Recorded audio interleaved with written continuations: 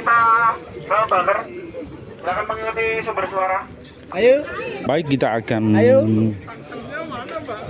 pergi ke bunker. Bunker itu tempat semacam terowongan persembunyian saat terjadi erupsi, sehingga ketika seseorang yang ada di wilayah bunker insya Allah aman dari terjangan larva Merapi.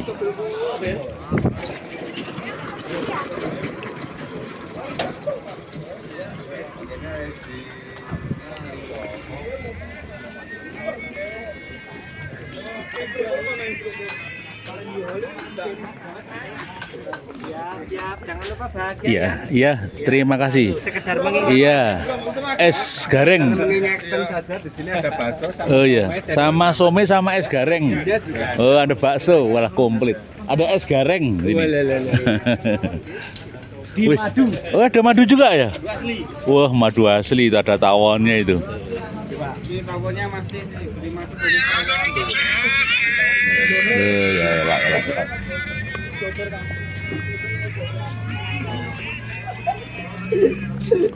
Oh ini.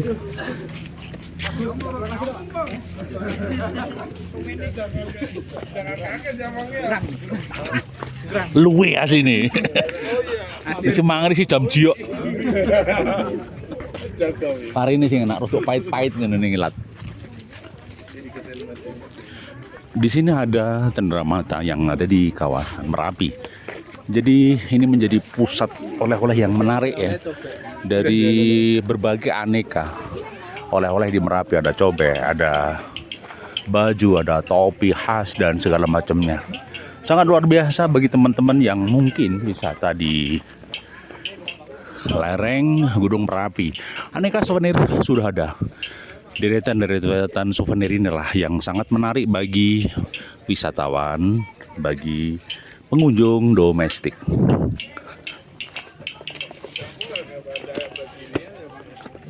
Coba dulu. Kopi kaya ini. Lah, delok Bang Resik toh? Delok Bang Resik. Wah, aku urung ya, Mas. Oh, di sini bangkere. Ngopi ning ndi tak susul. Oh, bangkernya di sini. Oh. Bunker ya, bunker itu bunker atau bunker. Bunker Kali Adem. Ini jalur evakuasi. Tolong kita kumpul dulu di sebelah sini ya. Oke. Oh, bunkernya di sini. Oh, bunkernya ini. Oke, sebelum kita ke bunker, saya ada penjelasan dulu mengenai. Lapor orang lafare mlebu rene. Silakan di sini.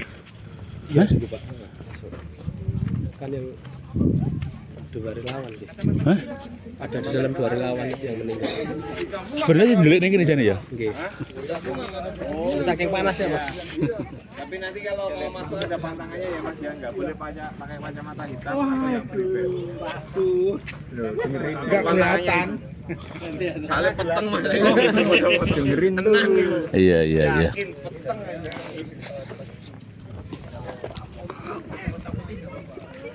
Ini situasi bunker Kali Adem yang sebenarnya untuk aspek perlindungan bagi warga yang saat terjadi erupsi untuk menyelamatkan diri di bunker ini, agar bunker ini menjadi ajang penyelamatan saat ada larva turun ke lereng Merapi. Kapasitas berapa ini? Kecil ya? Penasaran masuk ya. Saya menunggu katanya. Saya jelasin ya. Sudah kumpul semua belum? Sudah. Oke. Perjalanan. Ya, yuk.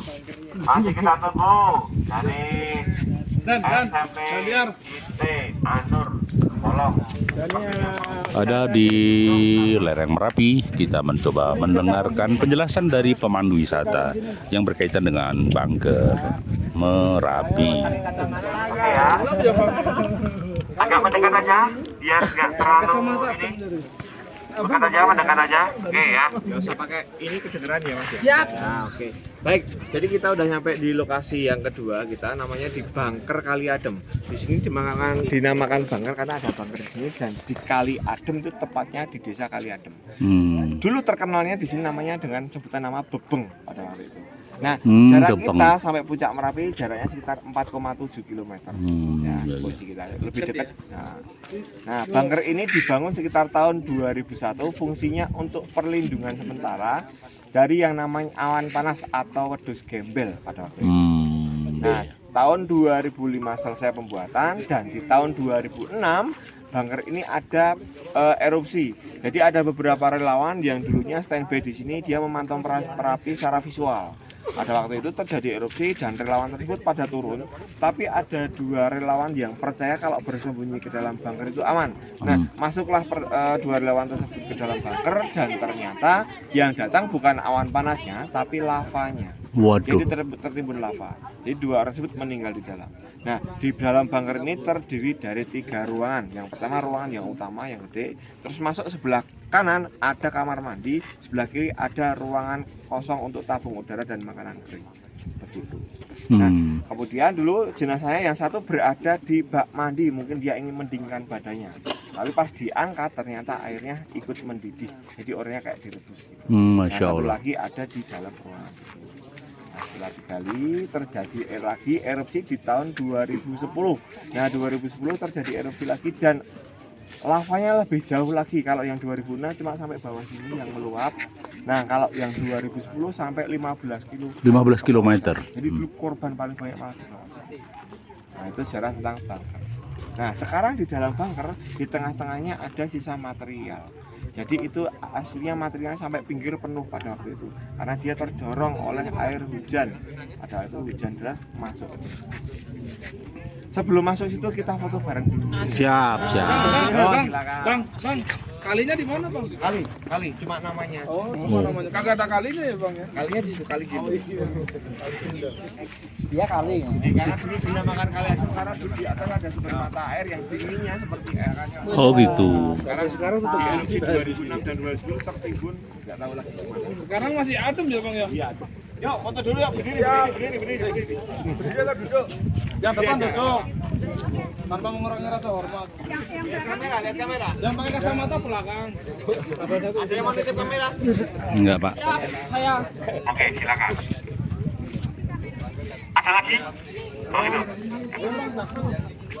Oke.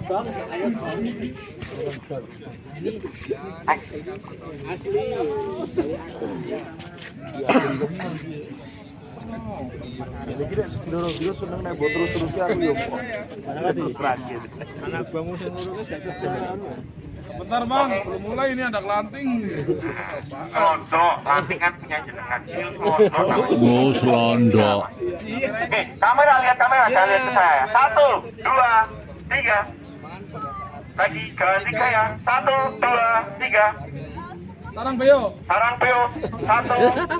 3. Pasukan ada yang belum. Oke, lagi yuk. Yang belum masuk. Pasukan Godrek maju deh. Kita tunggu yo. Selekit. Insyaallah geser. Yo. 1, 2, 3. Kacamatanya bang. Lagi 1, 2, 3. Ganti muka. Operasi. Kagak bisa bang. Oke, kayak gitu ya. Iya. 1, 2, 3. Ganti muka. Satu lagi. Oh, satu lagi ya. Aku belum masuk. Ya. Oke. Siap. 1, Kasihan abang-abang yang 2, 3. Oke, silakan balik kanan, silakan masuk ke bunker. Nah, kalau mau masuk silakan. Oh iya.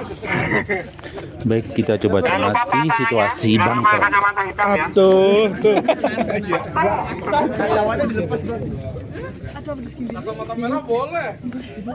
Ayo mas. Nanti yang mau jelasin sama mas. Ada yang masuk?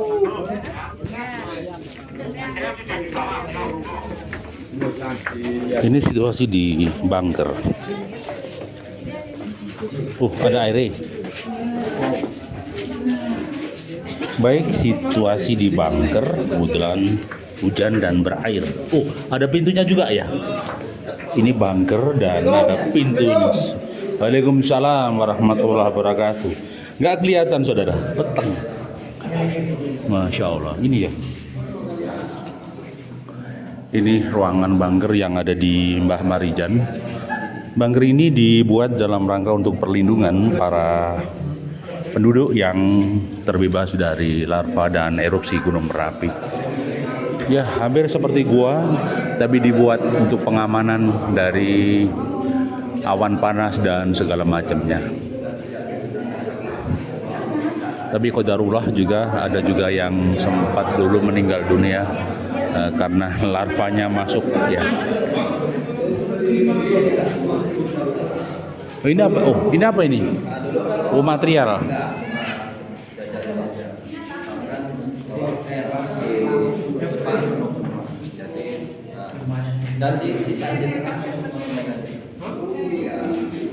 Oh, ini bekas anu ya yang masuk. Oh, ini material yang masuk ya. Iya. Jadi saat letupan Merapi ini sebagian materialnya masuk sehingga bunker waktu itu tidak bisa digunakan untuk perlindungan yang aman. Artinya upaya manusia untuk membuatkan bunker pun kadang juga kurang berhasil. Baik itu sepintas berkaitan dengan bunker yang ada di lereng Merapi. Hampir kayak gua, tapi buatan manusia. Ya bagaimana deh?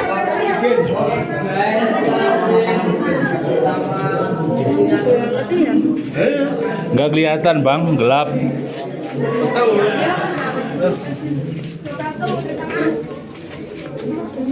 Itulah bunker yang dibuat sebenarnya untuk aspek perlindungan, tetapi qadarullah ternyata juga ada relawan yang meninggal di sana karena larvanya masuk.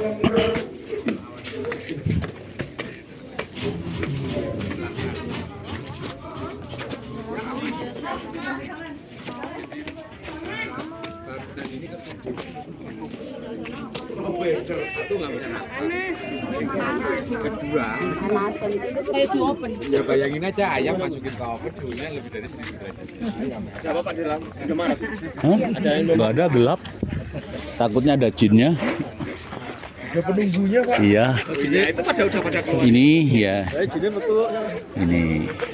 Ini wisatawan dari California, mungkin kita wawancarai. Bang dari California ya bang? Ya, dari Sydney sih Pak. Oh sini sih ya. Gimana? Kesannya gimana Merapi kan? Alhamdulillah bagus. Bagus. Ah, Ada kesan-kesan bang? ya ternyata gelap. Oh gelap. Saya ini Pak, saya langsung keluar. Ada yang kentut. Astagfirullah. Yang ini aja mas.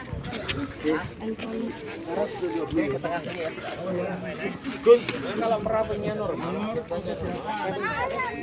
di atas dulu baru bebas.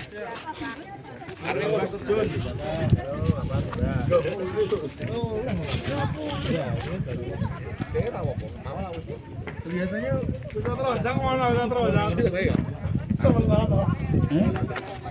serak banget sih. Makanya lo sarapan jangan double lah ya, terus anginnya keluar.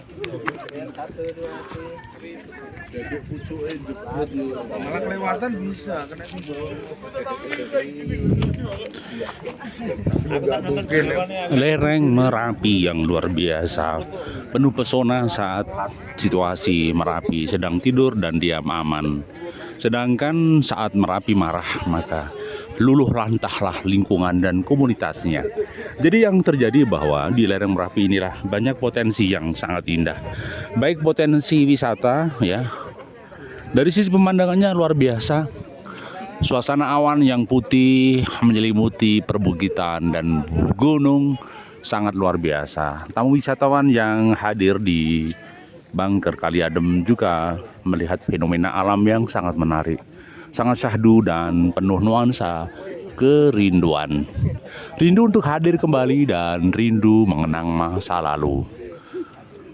Sebuah sisi kehidupan yang indah. Ya, ini wisatawannya pada tersenyum dan tertawa, merasa bahagia.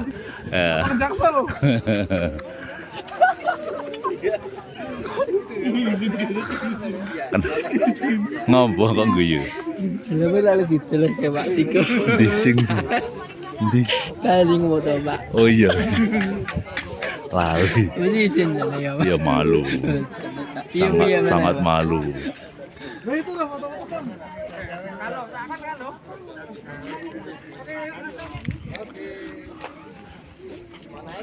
Jadi lereng Merapi yang sangat indah dan luar biasa, penuh kenangan dan penuh misteri. Itulah kehidupan yang akan datang silih berganti. Keindahan yang ada di lereng bukit bisa dinikmati orang-orang kota, tapi sebaliknya orang-orang kota pun bisa menikmati nuansa, tetapi tidak bisa tinggal di daerah yang begini terjal, begini sulit, begini alamiah. Orang-orang kota pasti akan hidup di peradaban kota. Suasana gunung, suasana kali adem, suasana sejuk tidak panas, gumpalan awan putih dan kabut yang redup membuat suasana menjadi adem indah. Apalagi saat kita menyertakan hati dan ruh kolbu kita untuk zikrullah, subhanallah, walhamdulillah, wala ilaha illallah, wallahu akbar, la haula wala quwata illa billah. Semoga kita dalam kebahagiaan senantiasa. Suasana masih di Kali Adem, ternyata tamunya juga banyak. Wisatawan juga banyak. Pemberhentian yang ketiga. Wisatawan domestik yang luar biasa dari berbagai rombongan dan wilayah. Silakan Bapak Ibu, kita pemberhentian yang ketiga ini adalah Banggar. Banggar ini adalah tempat lindung darurat ataupun dari awan panas. Banggar ini dibuat tahun 2001, diresmikan tahun 2005, dan 2006 ini Merapi meletus. Itu ada 2 orang relawan yang masuk ke dalam Banggar. Itu yang pertama dan terakhir. Bukannya awan panas yang datang, tapi adalah mata panas. Ya, masih awan panas masuk ke Banggar. Akhirnya 2 orang relawan itu meninggalnya di dalam Banggar. Di macam satu yang di belakang itu, satunya di kamar mandi. Dari sebut sebagai panas. Ya monggo silakan kalau mau masuk lihat-lihat Banggar dulu. Nanti kalau sudah lihat Banggar kita foto bareng di sebelah sini.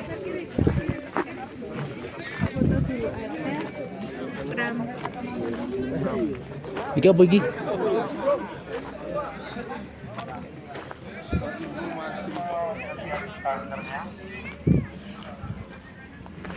Di sini juga ada tempat informasi dan tiket masuk jasa Garden Pandang. Pak, rame Pak? Nek pas liburan ngaten rame Pak? Nggih. Biasa. Oh nggih. Ning pun dibuka nggih niki bar pandemi niki. Kalau ben kan dereng pikantuk. Anjir. Nggih luar biasa tamune. Tamune kathah nggih Pak nggih. Nggih, nuwun Pak.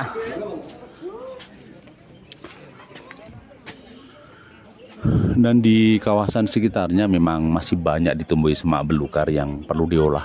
Sebenarnya pertanyaan, mungkinkah di kawasan ini ditanami pepohonan yang sifatnya buah-buahan atau penghijauan? Tapi juga tidak mudah karena suatu saat terjadi letusan maka tanaman itu pun akan hancur dan mati. Maka sebenarnya tanaman ini tumbuh secara alamiah, hidup dalam kehidupan sunatullah serba alamiah. Bukit, pasir dan batu menjadi tanda-tanda fenomenal yang sangat menarik di lereng Merapi. Batu, gunung, pasir adalah partikel-partikel yang ada di lereng Merapi yang sangat indah. Nuansa ini tidak bisa ditemukan kepada orang-orang yang sedang resah, sedang susah, sedang gelisah. Panorama ini hanya bisa dinikmati orang-orang yang sedang mencari bahagia, atau orang yang menemukan kebahagiaan, atau orang yang menghadirkan hati untuk bahagia di lereng Merapi. Maka tipnya sederhana, ketika kita berwisata, kita tidak bisa diam, bengong, tanpa menikmati. Maka hadirkan hati, hadirkan rasa, tenangkan pikiran. Maka kebahagiaan melihat fenomena alam akan datang dan muncul. Suasana yang sangat indah, sangat luar biasa, sangat cantik, ya. Bergantung kita bagaimana fenomena ini menikmati alam sekitarnya. Yang pasti suasana ini tidak bisa terbelikan Karena apa? Suasana ini hanya bisa dinikmati orang-orang yang sedang menghadirkan kolbu, menghadirkan rasa, menghadirkan hati untuk menikmati pemandangan. Sedangkan bunga-bunga kuning ini, ya, ada orang bilang bunga matahari, tumbuh liar di lereng Merapi, nan indah. Dipandang atau tidak dipandang, dia menawarkan keindahan. Dilihat ataukah tidak dilihat, dia menawarkan keharmonisan. Dia mencoba melakukan harmonisasi antara dirinya si kembang kuning dengan kehidupan lereng Merapi. Hidup begitu harmonisasi. Tidak butuh pujian, tidak butuh pangalembono, tidak butuh pujian yang berlebih. Dia akan hadir hidup apa adanya, seperti sunnatullah hidup, seperti ruh yang hidup, seperti qadarullah. Hidup teruslah hidup berdampingan dengan alam semesta, menghirup energi dan aura di lereng Merapi.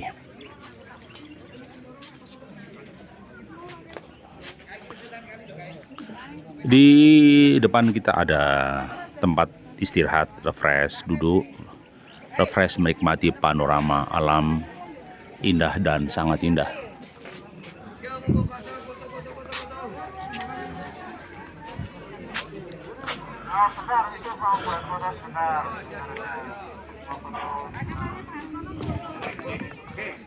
rombongan dari Gemolong, kalau udah kita lanjut ke jeep ya. Oke. Kita lanjut ke museum. Silakan naik jeepnya masing-masing. Lo tadi museum itu tuh? Gemolong. Itu. Kamu bukan museum? Bukan. Tadi rumah. Oh, Mbah Marijan. Oh, ini nanti ke museumnya. Biasanya kan museum dulu, cuma sekarang nggak boleh. Oh, nggak boleh. Balik. Dibalik dulu. Mbah Marijan dulu baru museum.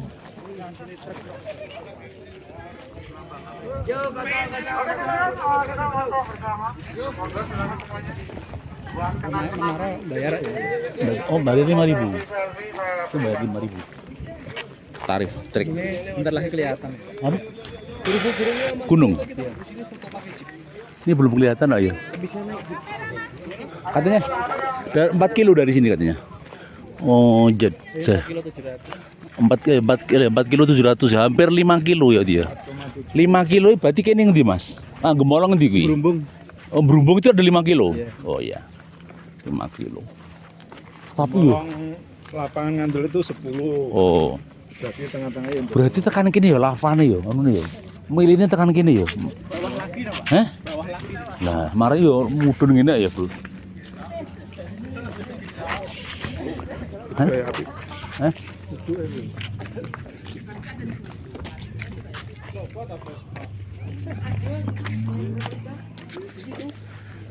Di sini masuk wilayah pemerintah desa Kepuharjo, ya, masuk di wilayah Kepuharjo.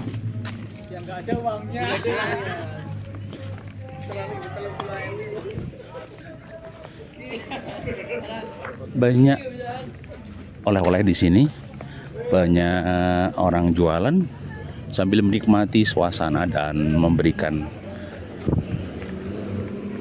cenderamata khusus bagi tamu dan wisatawan domestik yang ada di sekitarnya. Sik tamu ya sik, Bro.